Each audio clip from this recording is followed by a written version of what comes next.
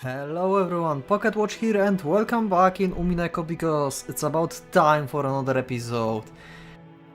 In the comments from last episodes, I didn't recognize that, so thank you for pointing that out. We have sound when this thing is getting updated. So that's why I haven't seen Natsuhi before here, because she wasn't updated yet. And the same with him. Wait, yeah, okay. Also, yeah, I know I'm making like a lot of assumptions. I considered like few people dead already and stuff, and try to make relationships with each other, which might not be true, but come on. Also, yeah, this theory and theory about Ushiramiya family and the crests kinda crumbles for me when I just opened that now. Because yeah, he have it, but Natsuhi don't have it. So I don't know if my theory is right or wrong. Maybe she have it like hidden, or she just don't want to like have nothing to do with this family, like because of her like position in the family, how far it is, and basically she's in kind of bad situation, I would say, when we remember the roles and positions at the table from the last episode. Anyway, yeah, I'm not going to do long intro. It's already way too long. Wait, it's 4 minutes. God damn it. Okay, let's just go to the episode. I'm sorry. Ushiramiya Kinzo, the aged family head of the Ushiramiya head family. This man could be seen in his study. The clock had already passed noon, but he didn't even attempt to rise from his seat. With his spectacles on, he built up a growing pile of books with elaborate binding, which he then read intently. You couldn't really say that he was having too much fun to stop.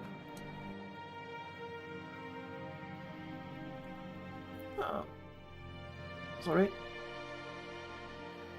Okay, I'm back. Rather, he filled the room with a sense of impatience, or perhaps a sense of impending danger, as though every second wasted as a tragedy. In his sealed room, a dense dust danced through the air, which was thick with the stench of chemicals that exuded a mix of suspicious odors. Those odors were somehow sweet and heavy. Oh, she had like portrait of batteries in his room as well. And there's that weird like tablet as well. The same like we saw in the corridor. Those if anyone with a normal nose came in here, the first thing they would do would probably be open a window and ventilate this room. The knocking against the study door had been going on for a while. A voice calling father sometimes mingled with the knocks. As Kinzo had a deep sigh, he snapped shut the old book in his hand and slammed it on the table. Then he yelled at Kraus, who was still knocking on the door. Yakamoshi! その音を止めぬか愚か者！叩けば扉は開かれると誰が教えた？ Huh. そのバカ者は貼り付けにしたぞ。お前もそうされたいのか？ No, thank you. お父さん。 Oh wow, his voice is deep.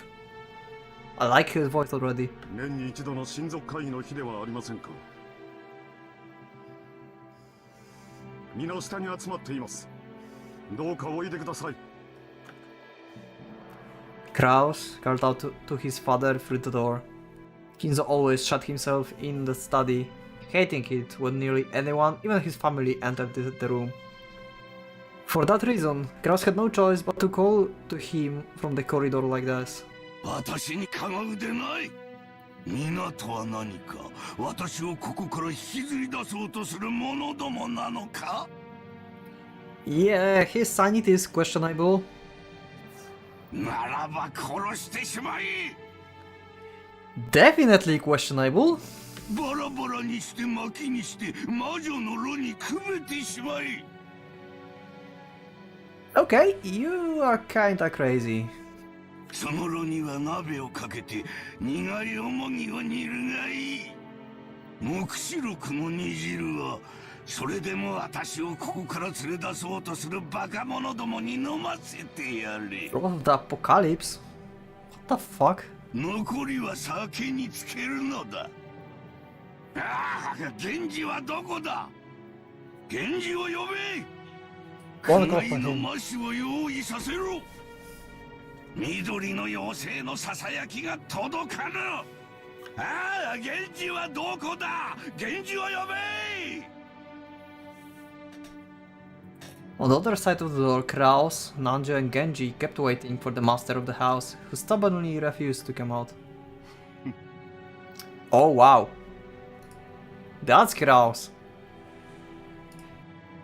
His name sounds kinda German.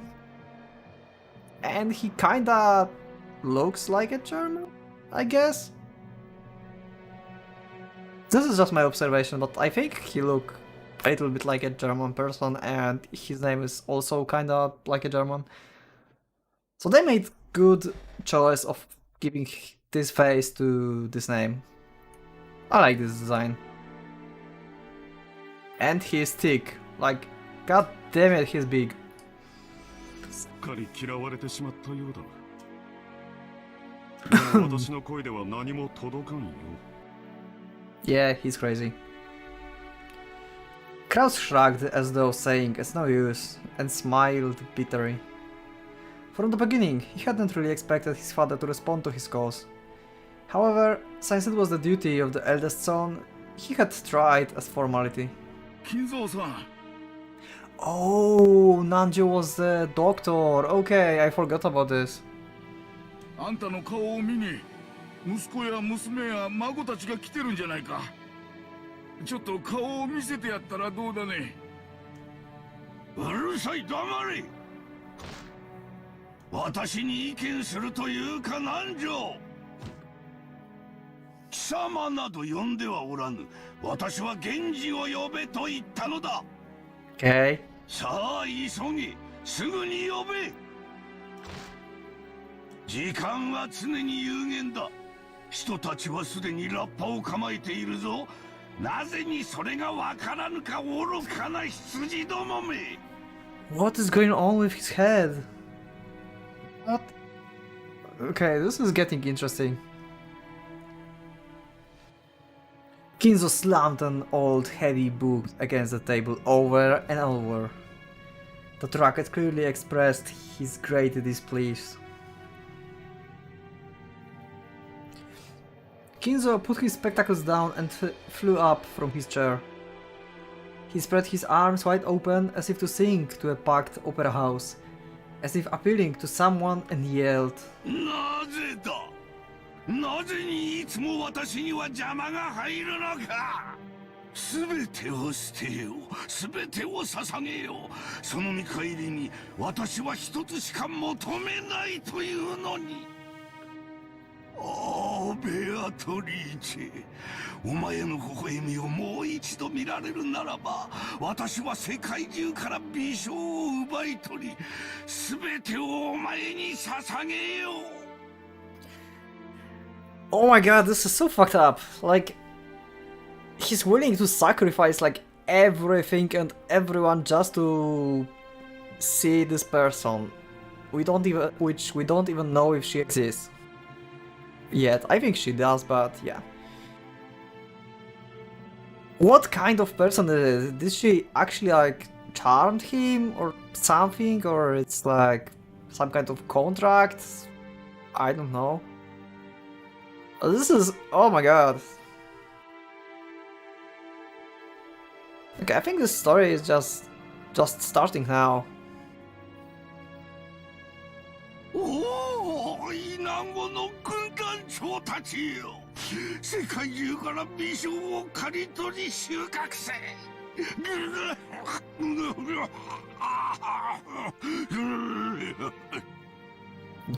Don't die on us, old man. すべてが汚らわしい。すべてが煩わしい。 Or maybe it's just some kind of image that Beatrice placed in his head. Maybe? I don't know. なぜこの貴重な一日に私は邪魔を受けねばならぬのか。 But he seems like he's seriously thinking that way, like he's actually sad. I don't know. Well, when people like get old and imagine stuff and they like, you know, believe that what they see is true, so maybe that's the case here. Because apparently he was normal for like last time, and Beatrice's Fortress came in only 2 years ago, so yeah. I don't know, maybe he just imagined her and something.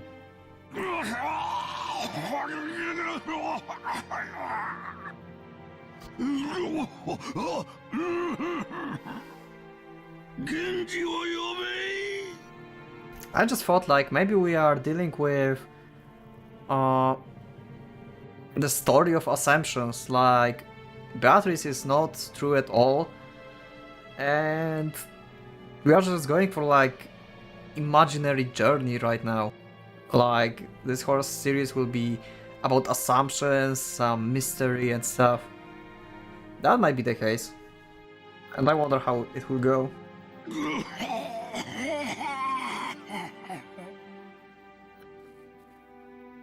何を怒鳴ってるのかもさっぱりだな。Yeah. もう頭がどうにかなっているのだろう。クラウスさん。 On the other side, if he's right, you're all fucked up. Because apocalypse is coming. But, let's just read this, because I'm just going to blabbing for like 20 minutes without reading, and that would make way too much episodes I want to make. 実のお父さんに、そりゃあんまりじゃないかね。親父はすでに死んでいる。Oh wow, that's harsh. ここにいるのは親父だったものの幻さ。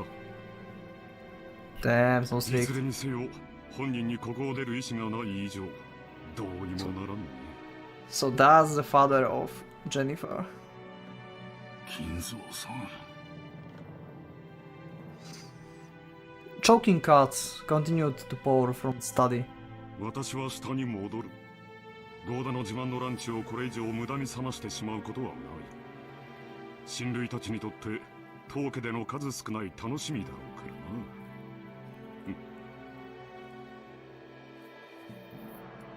Kraus spun around. He looked at his watch, mumbling and acting as though he had wasted time doing something he knew would be in vain.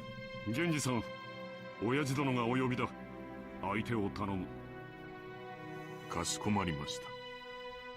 南條先生、食事に行きましょう。いつまでもここにいると、この甘い匂いで味覚までおかしくなってしまう。 Without waiting for Nanjo, Kraus went downstairs. Genji urged Nanjo to go and eat. Nanjo glanced between his study door and Kraus' back as the latter disappeared down the stairs, then let out a deep sigh. すまんが、源氏さん。頼みます。はい。お任せください。お酒はなるべく与えないように。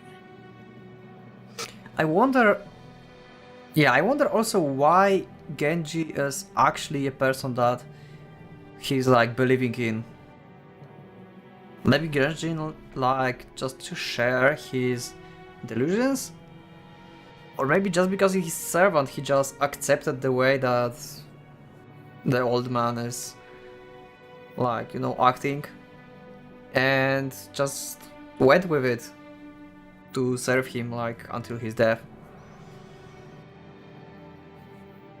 Even like Nanjo, which is supposed to be like his friend, is not that trust for him. Like Genji is. あれは常習性が強すぎる。 That's true. 源氏はまだか。何者が源氏を阻んでいるというのか。源氏はどこだ。源氏を呼べ。 He's obsessed with Genji and Beatrice. さあ、ここはお任せください。すみませんな。 Nanjo bowed slightly and descended the stairs. Genji watched him leave, then knocked on the study door. 親方様、源氏でございます。源氏か。何故私をこれほどに待たすのか。そこには誰もおるまいな。はい、私だけでございます。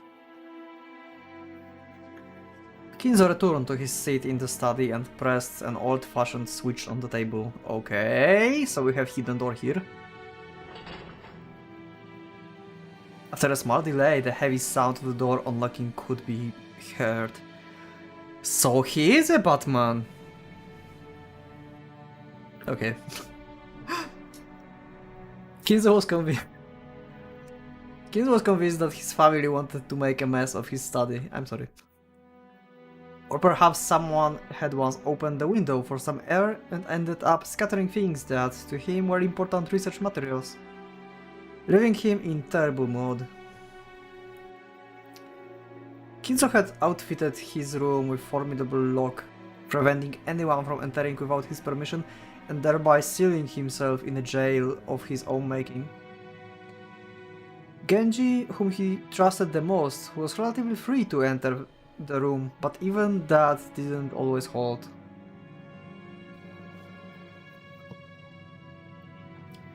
If Kinzo was in a bad mood, even Genji wouldn't be able to enter. Anyone else would be limited to holding a conversation through the door, unable to even see Kinzo's face. And most of the time, what they could hardly be called a conversation, like we saw with the crows. However, this didn't trouble the rest of the family much. After all, it just wasn't worth the effort to disturb this aging family head who was impossible to plead and always stayed shut away, immersed in his study, research. Taking advantage of his refusal to leave his room, they supported his isolation, putting his care entirely into the hands of the servants. Genji, いつものやつを頼む。 Don't give him alcohol, Nanjo just told you. 私は忙しい。はい。 Okay. So he's going to ignore the doctor, okay. Genji headed to a corner of the study. Their suspicious-looking bottles boasting venomous colors were on display. They were actually liquor, but considering the shady atmosphere of this room, one might easily suspect them of being some ghastly poison.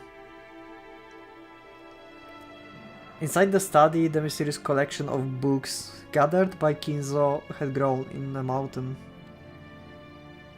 They were bizarre, ancient, or banned books, all of them either forbidden, cursed, or sealed. But if you tried to call them old books, Kinzo would fly into rage and say, "Call them grimoires."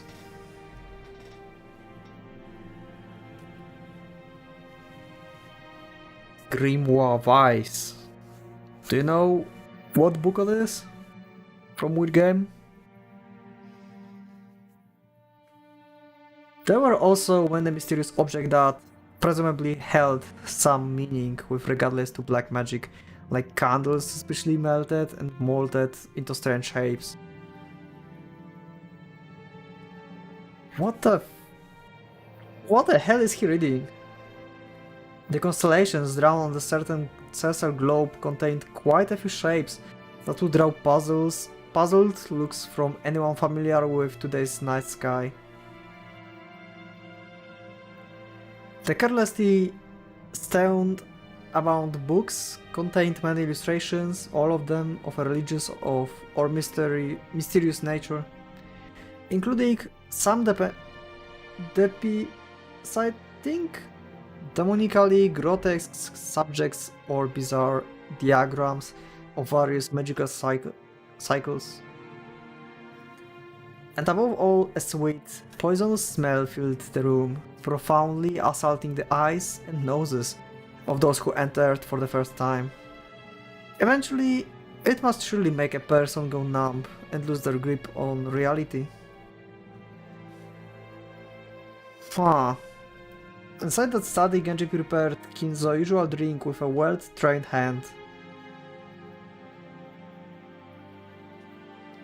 No one would even think of drinking such an ominous dark green liquid in that complex and ornate glass unless someone first told them it was alcohol. He poured a little into the glass, then he placed a cube of sugar in and springy-shaped spoon and poured water from pitched over it. Strangely, when the transparent water was poured, the dark green liquor turned a cloudy white. It was a strange optical illusion, as though the water had caused a chemical reaction and made the drink become even more unrecognizable as liquor. Then Genji added original flavor Kinzo loved, fine-tuning its taste. There was no recipe. It was success. Its success was measured only by Kinzo's mood swings when he drank it, and it had taken Genji many decades to learn how to do it right. Holy shit! So this is one drink like no one else knows and no one else drinks. I wonder how it tastes. Right, do you like testing new stuff, like taste new, food, flavors and stuff? I like discover new stuff.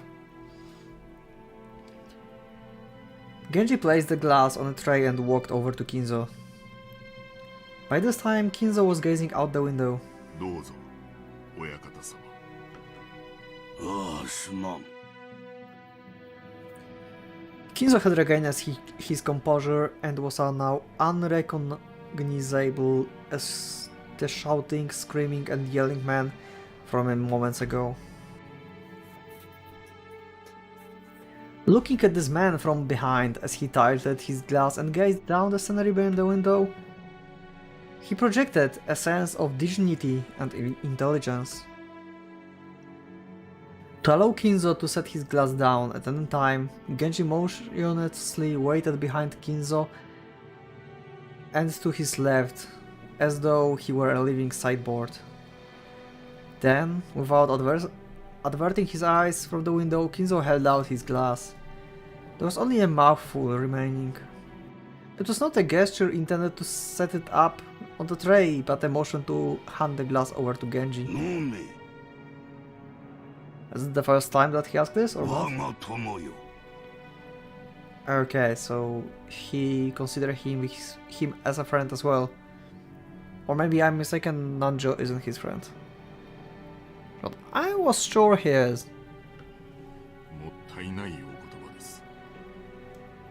私とお前の中に儀礼はいらぬ。 Damn, that's how highly he thinks about him. 飲め、友よ。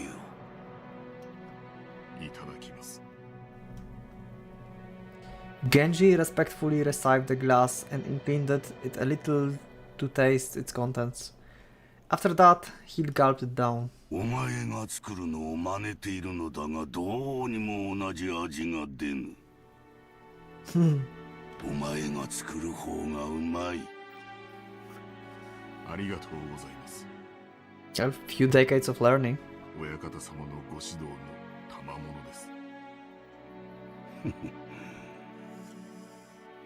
Kinzo smiled at his loyal subject who refused to put aside the rank even when asked to. However, he was not making fun of him.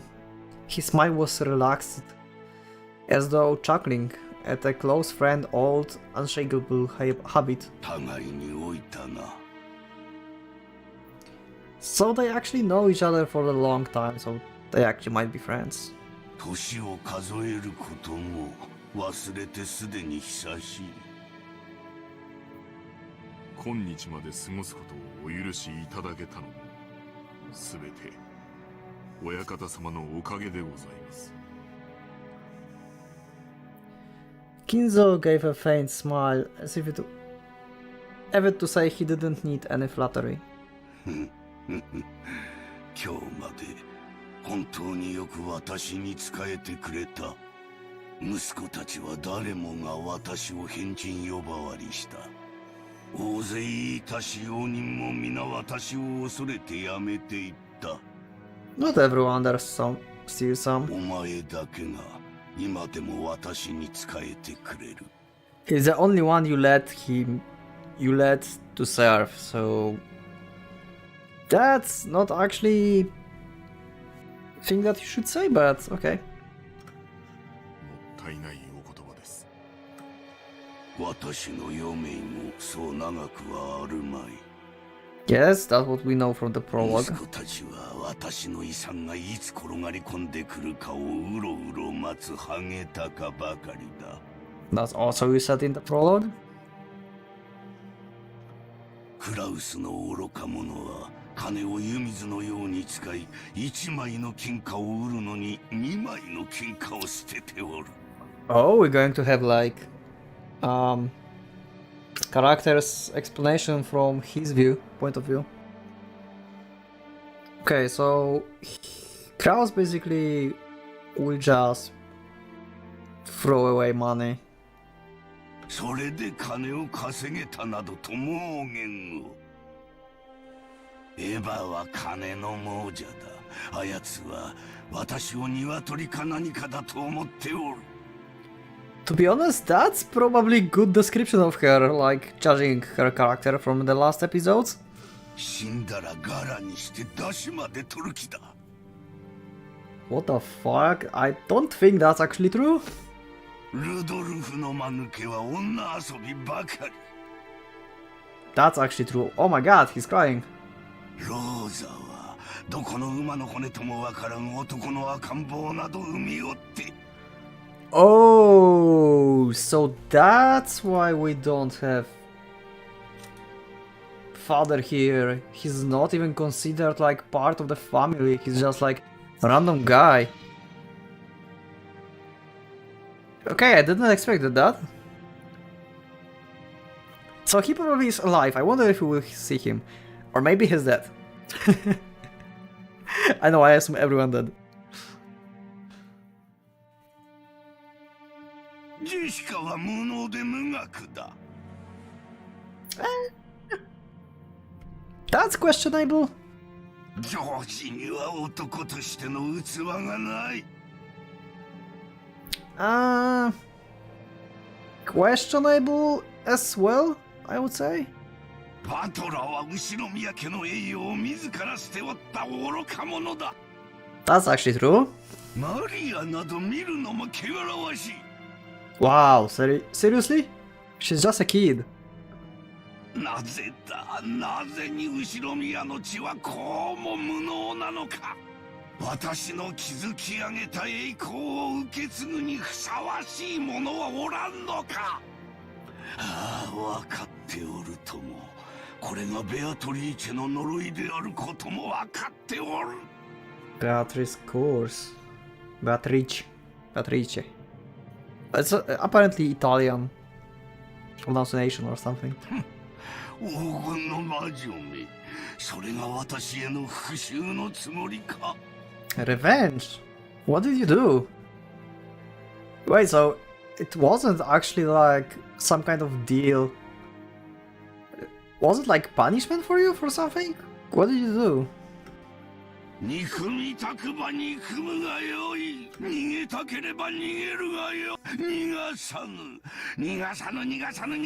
わ。お前は私のものだ。常に私の腕の中でなくてはならん。私の生涯の我が鳥かごにて永遠に私だけにささやき続けるのだ。ベアトリーチェ、なぜに微笑み返してはくれぬ。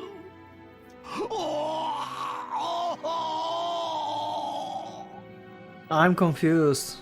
ベアトリーチェ。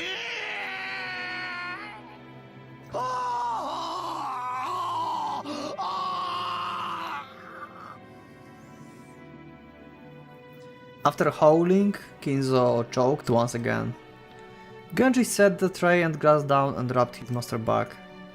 Genji's facial expression did not change. It was always like this. すまぬ我が友よ。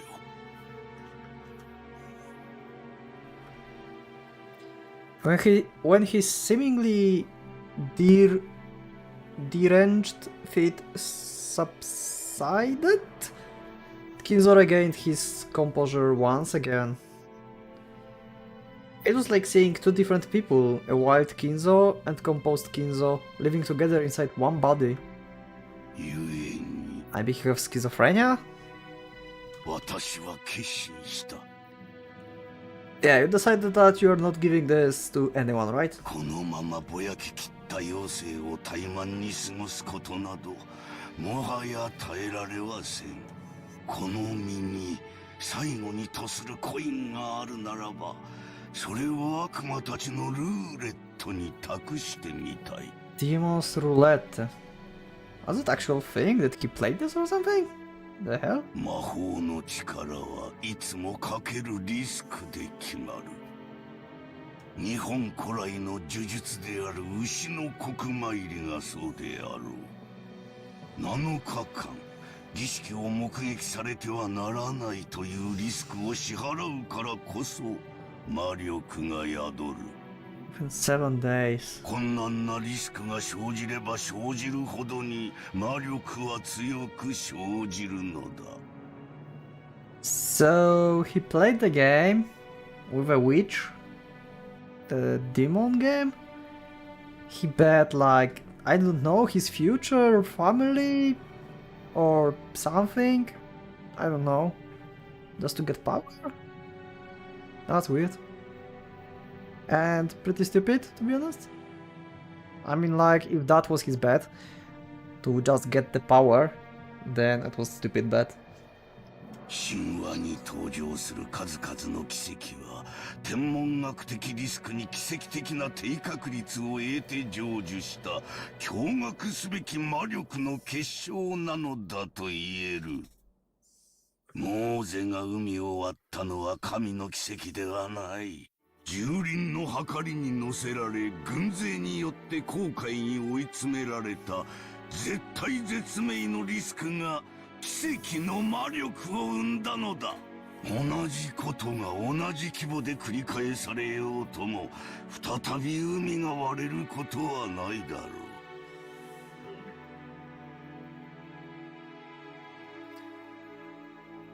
After all, Moses was able to magnificently summon a miracle engraved on but one of the countless innumerable results on the roulette of those with そ power. の天文学的確率に勝利できる力、そう奇跡をつかみ取る運気はすなわち魔力なのだ。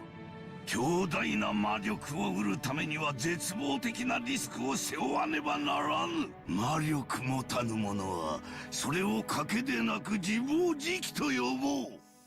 しかし真に魔力ある者はその奇跡をつかみ取り神秘を成就させるのだ。もしも私にその魔力があるならば。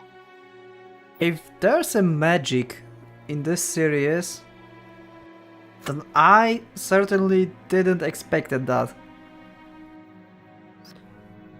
私はその奇跡をつかみ取るだろう。生涯を費やした願いを実現できるだろう。 Kinzo looked up in the sky outside the window. He spread his arms as if appealing to someone up in the skies. もし私にその奇跡を手にする資格があったなら、おお、ベアトリーチェベアトリーチェお前の愛くるしい笑顔をもう一度だけ見せてくれ。どれほどの月日を経ようともお前の面影が消えることはない。ただお前の微笑が見たい、それだけだ。お前から授かったものを全て返そう。Huh. あの日からの栄光を全てお前に返そう。 So he bet like for the glory actually. But why he won't just smile back?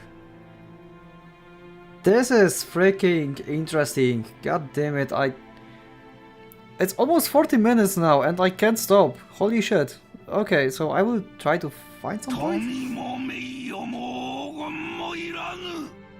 お前に授かった全てを返そう。私はただお前の微笑が見たいだけなのだ。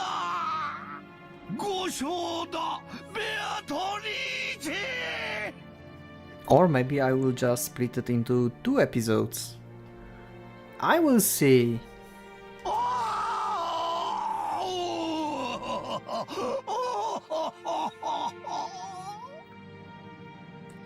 His nonsensical eyes became a scream and then a wail.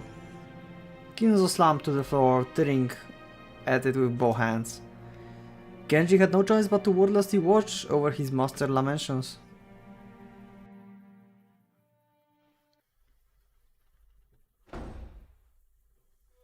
Yeah, Shokun. Oh, okay, that was long episode. We will finish it here. Holy fuck, that was crazy.